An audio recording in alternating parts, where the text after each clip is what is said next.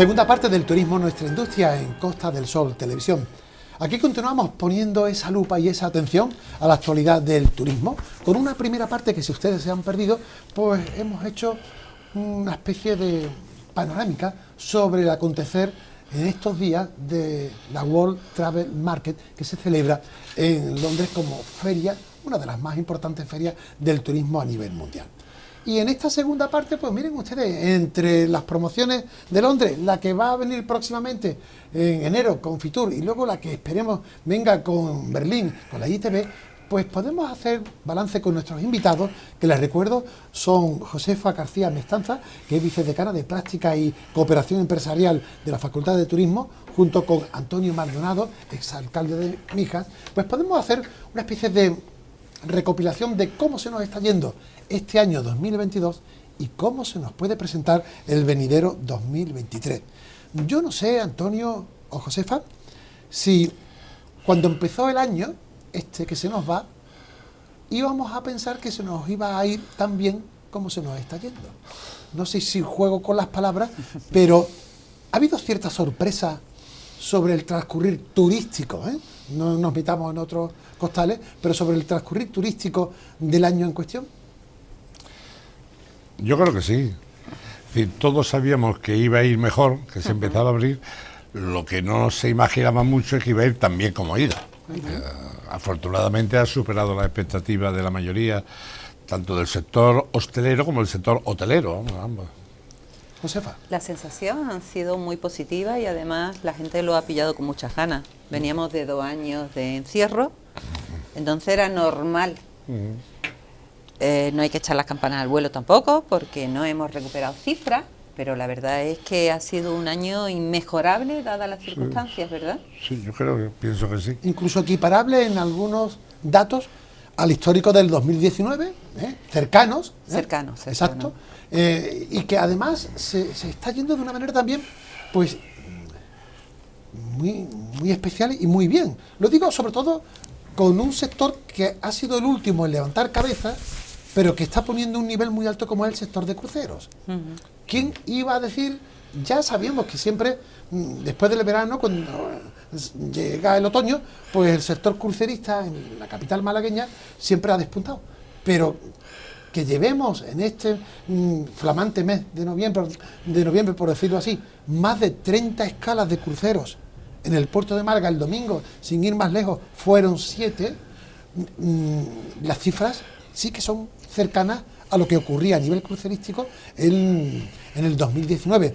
No sé cómo apreciáis estos síntomas, estos datos, cuando además basta irse a lugares habituales de turismo. Málaga, el otro día estuve por ahí dando un paseo, pues por donde solemos estar en los lugares clave, y me quedaba sorprendido de la presencia de turistas extranjeros, que ya no hablo de nacionales, ya no hablo de despedidas de sorteros, de ese turismo habitual que también se da con cierta frecuencia de una manera ocasional.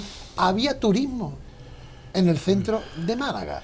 No sé cómo apreciáis esta turismo situación. En cantidad impresionante, sobre todo por la coincidencia de los 7 cruceros. Además. Y turistas que encontraron las tiendas cerradas de Málaga. Esa es la otra parte. Con lo cual había pocos sitios abiertos y lo único que han podido comprar ha sido quizás alguna postal en calle Santa María y poco más.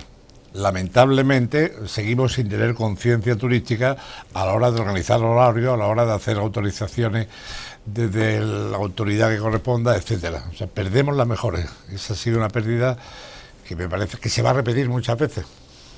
Y también hay que gastar cuidado con el turismo de crucero. Digo, cuidado, porque sinceramente, si vamos a apostar por un turismo de calidad, el de crucero está bien y la ciudad lo ha admitido, lo ha acogido con los brazos abiertos, porque llevábamos 2 años de secano. Pero cuando apostemos por un turismo de calidad, tantos cruceros puede que no sea beneficioso para lo que es el centro de la ciudad. Entonces esas cosas también hay que tomarlas con ciertas reticencias. Nos han venido estupendamente este año. Claro.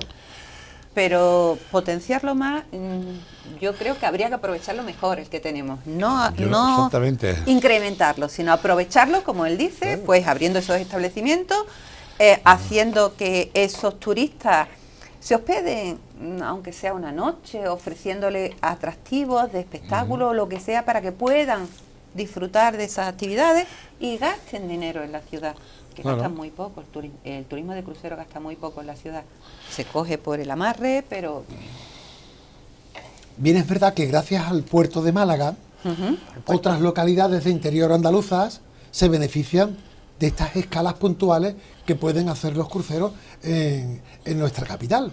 Que digamos de Córdoba, que digamos de Granada, incluso que digamos de Sevilla, que aunque son excursiones muy puntuales, muy rápidas, de un ir y venir, pero también se aprovecha el resto de Andalucía de esta presencia de cruceristas a través del Fantástico. puerto de Málaga. eso se lo tienes que vender cuando le digas que van a venir aquí los aviones norteamericanos, que ya irán para allá. También. Que claro no se sí. pongan celosillos. Y yo Inevitable, inevitable. con relación al tema de los cruceros, sí que pediría, por otra parte, al margen de lo que tú has dicho, Josefa, es que se espacien los calendarios. Es que o vienen todos de golpe, o luego viene un tiempo donde pocos llegan.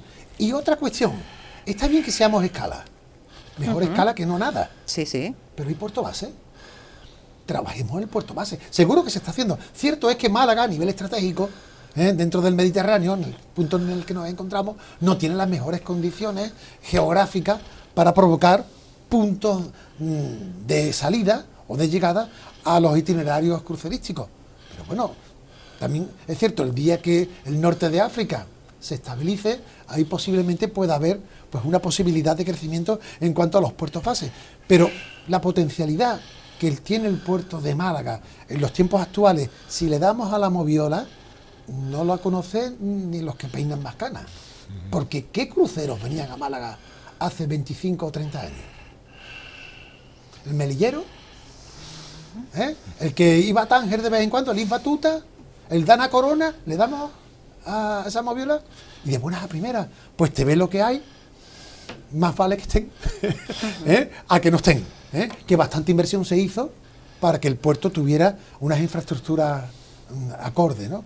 Eso lo dejo como guinda que está ocurriendo en este final de año, que por otra parte, si todo sigue, bueno, pues a lo mejor cuando se hagan los registros y los balances definitivos, queda la Navidad, bueno, pues a ver por dónde termina este sorpresivo 2022.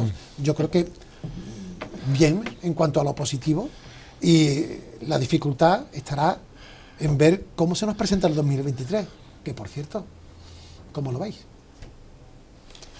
Desde la facultad, Josefa, desde la facultad hay observatorios dentro del profesorado y del alumnado incluso, y de los cursos que hacéis de formación, que puedan prever un poco cuáles son los comportamientos turísticos humanos, sociales, ante situaciones como las que nos estamos encontrando. No digo que tengamos una bolita. No, tenemos un instituto de investigación turística que funciona bastante bien. Es cierto que no tiene bolita, pero sí tiene tendencias sobre la necesidad de trabajar sobre un turismo sostenible y de calidad en la Costa del Sol, donde analicemos datos y trabajemos sobre reporte monetario a largo plazo del turista y se trabaje en estrategias conjuntas público-privadas, privada-privada, privada-pública y pública-pública. En ese sentido, cualquier destino, aunque despunte como puede ser Marruecos, nosotros llevamos muchos años de ventaja si seguimos trabajando bien. Y Málaga ha trabajado bien desde hace mucho tiempo. Os lo digo porque yo cuando estaba estudiando, yo recuerdo que se estaba diseñando el Triángulo Delta de puerto, aeropuerto, parque tecnológico ya este año. Se tiene que seguir trabajando en esa línea. Se tiene que trabajar con la ciudadanía, con los ciudadanos, con la visión que se tiene, hacer estudios Delphi de a 10, a 5, a 15, a 20 años y ver por dónde tenemos que reconducir nuestra ciudad. Que todo eso, a la postre, Ciudad conduce... y provincia. Ciudad y provincia, Claro. pero todo eso conduce a buen término.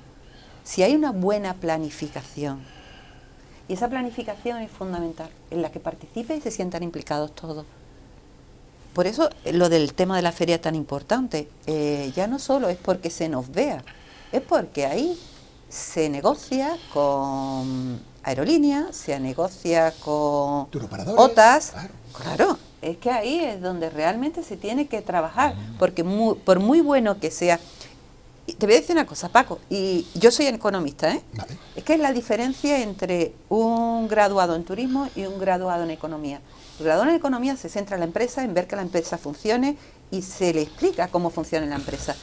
El graduado en turismo tiene que analizar la empresa y ser consciente de que el turismo es una actividad conjunta, donde están implicados todos, nunca mejor dicho, todos, y que su mercado no está aquí, está en todo el mundo. Y ese matiz y ese barniz se consigue.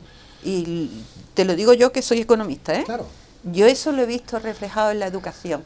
Y esos chicos que se están educando, que están viendo ahora que el turismo, o vamos todos de la mano o no vamos a ningún lado,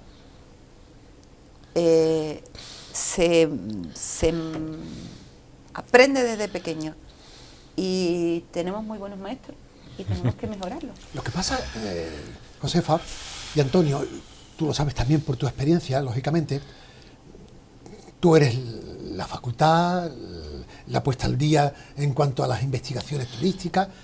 Con Antonio acumulamos esa otra experiencia de los años en gestión. Paco, no. ¿No? La facultad es la puesta al día, pero también con gente ¿Cierto? de la empresa. Claro, claro. Hoy hemos tenido precisamente en clase, había 8 egresados. Pero miráis al futuro.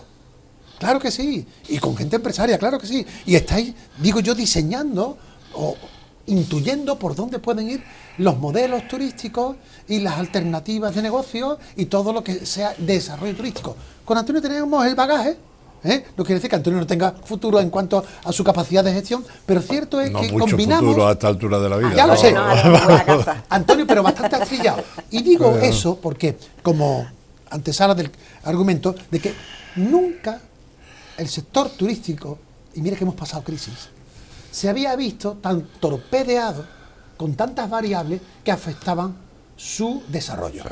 Y no voy a ponerme a contar lo que ya todos sabemos. No hemos salido de la pandemia cuando nos estamos metiendo en otras historias, ¿eh? Y digo yo, bueno, ¿cuál es el norte? ¿Cuál es el futuro? ¿Por dónde tenemos que tirar entre la experiencia que tú atesoras y también la experiencia de la facultad, pero la facultad como línea, como estandarte para guiar una hoja de ruta acorde a los difíciles tiempos en los que nos encontramos? Vamos a ver, el turismo, como bien habéis dicho, es muy sensible. Es muy sensible. Es decir, cualquier tironero que le quite un reloj en Cataluña a un extranjero y le haga daño al tirarlo al suelo, eso es primera página en su periódico y echa por tierra toda la promoción, gran parte de la promoción que hayamos podido hacer. Es sumamente sensible. Y quizás no somos muy conscientes de esto, pero es así. Yo creo que la promoción, con lo que se ha hablado antes de la vuelta de marketing, bueno, y las líneas generales, creo que se está más o menos haciendo bien. Sobre todo si conseguimos que haya ferias donde haya más empresarios que políticos. Esa será una buena señal de que vamos mejorando. Ahí hemos visto pocos empresarios en la foto. Por ejemplo. Y hemos visto el público en la rueda de prensa, todos españoles, o la mayoría. Hay cosas que tenemos que mejorar. Tenemos que esforzarnos, sobre todo en la promoción, en más profesionalidad y menos planteamiento político. Pero en fin, eso lo vengo diciendo de hace 40 años. Siempre ha sido... Exactamente. Igual que hay mancomunidades o consorcios que son cementerios de elefantes para políticos que hay que jubilar. En fin, todos sabemos cómo va eso. Pero vamos, siendo positivo, la promoción se está haciendo, en mi opinión, bastante bien. Y la idea de centrarse de nuevo en los países nórdicos, en Centro Europa, me parece esencial y muy buena. La pena es que se haya dejado caer anteriormente. Porque estábamos todos obsesionados con el cliente americano o con los viajeros de Oriente, de Asia. Que ya el COVID se ha encargado de impedirnos durante algunos años más todavía ese tipo de turismo. La formación, creo que gracias a la Facultad de Turismo se están haciendo buenos profesionales y prácticos, y con conocimiento. Yo echo de menos otro tipo de formación, el nivel inferior.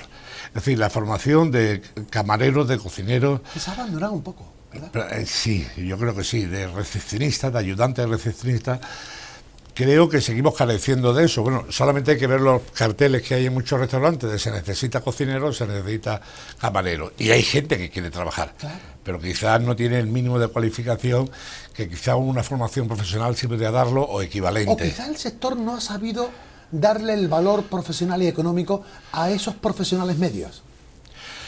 También eso sería cuestión de un buen estudio para los alumnos de tercero o cuarto de turismo. Porque sí que tenemos muchos gestores, sí, ¿verdad? Y de ello la facultad se encarga. Porque hay tanto letrero de se busca camarero, se busca recepcionista y se busca cocinero, que sigue estándolo, claro. ¿no? Yo pienso que hemos dejado un poco la formación de ese segundo nivel, incluso la formación básica de idiomas.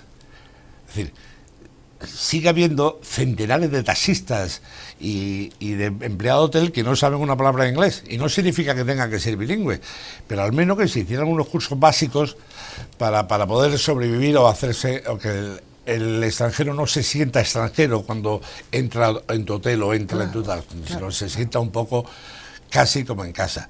Y para que esos cursos, esa formación tuviera éxito, en mi opinión, debería hacerse en las propias empresas. Si tú dices que los trabajadores vayan a una academia a aprender y se la paguen, no van a ir, vamos.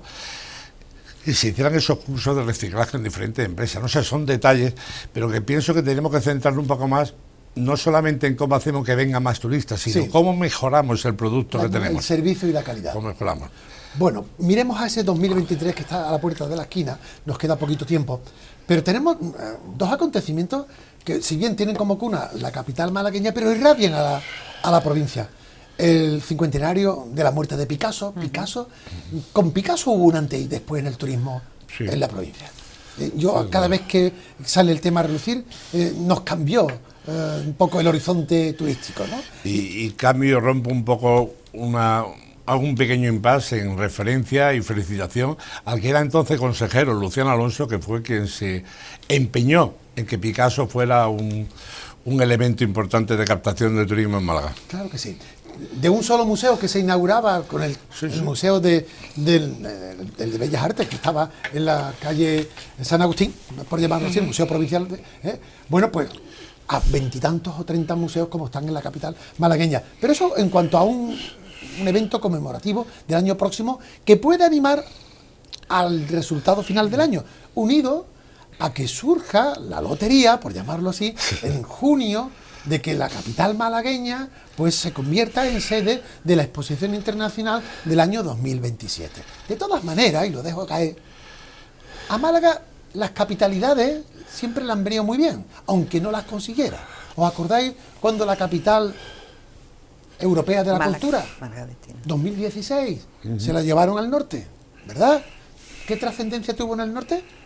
Mínima, ¿verdad? Me parece una cuestión más bien de dirección política, por llamarlo así. Pero aquí estábamos haciendo los deberes. Es que eso es lo bueno que tiene. ¿Qué año tan importante fue el 2014, el 15 y el 16, que luego ha convertido la realidad cultural de Málaga en los tiempos en los que nos encontramos?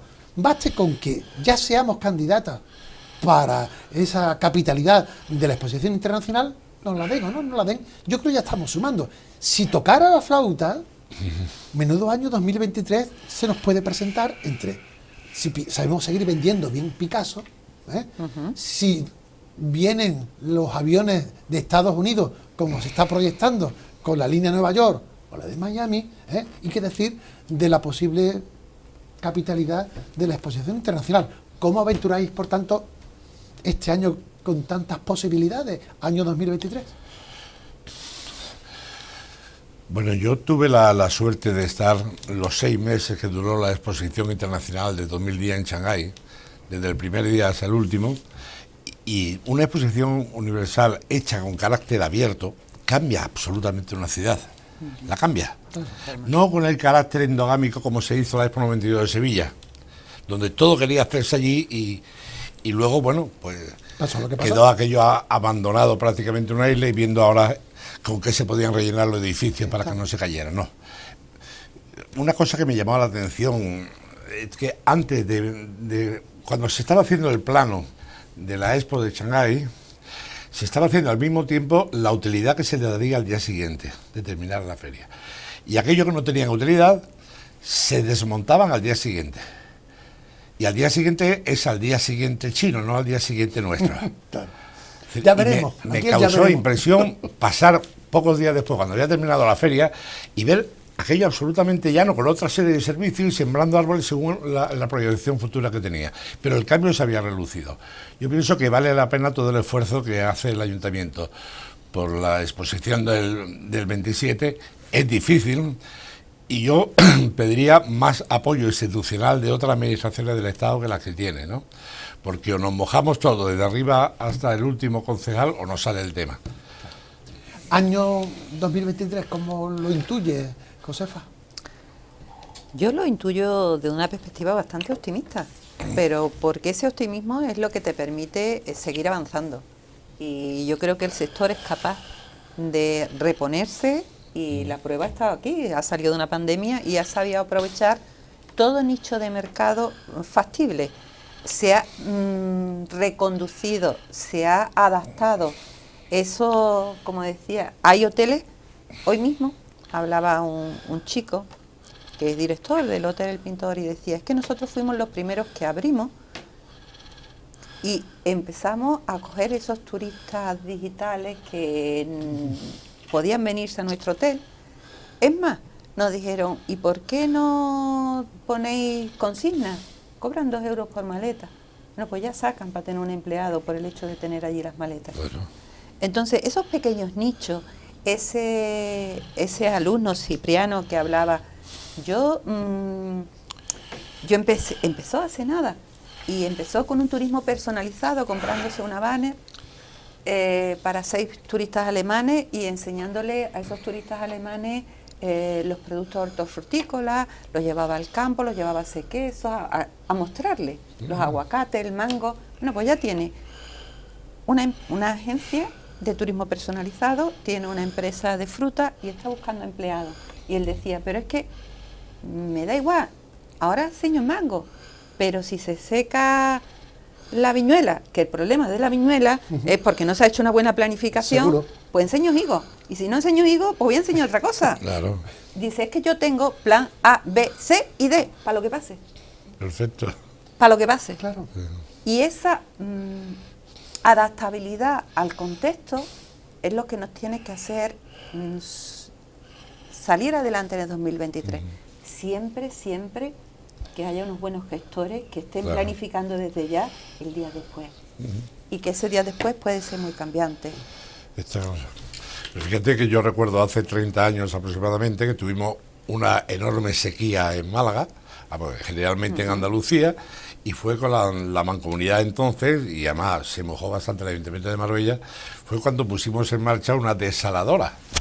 Y tuvimos la gran suerte o desgracia que cuando se iba a abrir empezó a llover. Es verdad. Y entonces, como siempre hay gente que dispuesta a criticar gratuitamente todo, decía, claro, es que eso era tirar dinero. Si con que hubiera que esperar un año, habría llovido. Y me acuerdo de eso, porque aquí estamos viendo que nos puede faltar el agua, que ya está faltando para riego, por supuesto.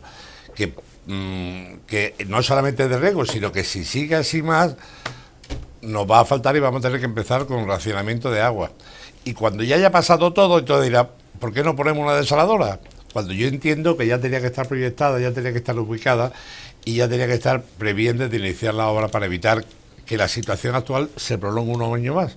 Si se prolonga un año más, echaremos de bueno la desaladora. Y los fondos europeos se liberaron para eso, ¿eh? Además.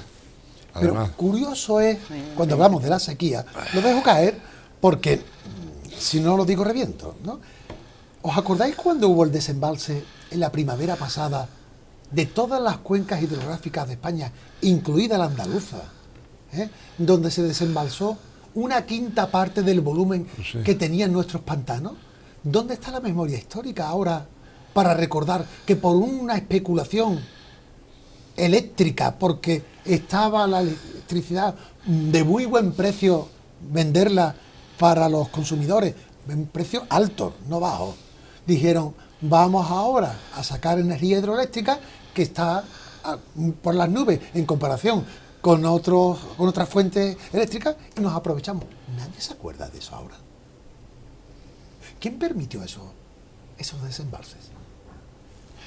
Pues realmente lo que ahora están en los consejos de las sociedades, en los consejos de administración de esas sociedades. Que en todas, hay políticos, altos cargos políticos en su seno, vamos. Claro. Por tanto, Antonio, veo que el año 2023 tenemos en principio, salvando los problemas de fondo, pues todo a favor para que el turismo al menos sea parecido a este año 2022.